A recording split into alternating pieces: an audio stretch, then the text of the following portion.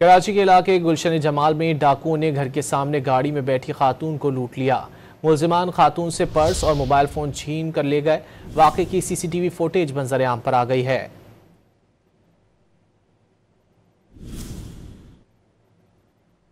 गुलशन जमाल में डाकुओं ने खातून को लूट लिया है, जिसकी सीसीटीवी फुटेज भी मंजर आम पर आ गई है।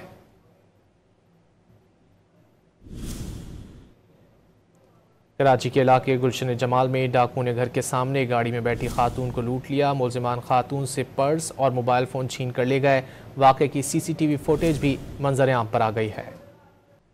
गुलशन जमाल में डाकुओं ने खातून को लूट लिया है, जिसकी सीसीटीवी फुटेज भी मंजर आम पर आ गई है।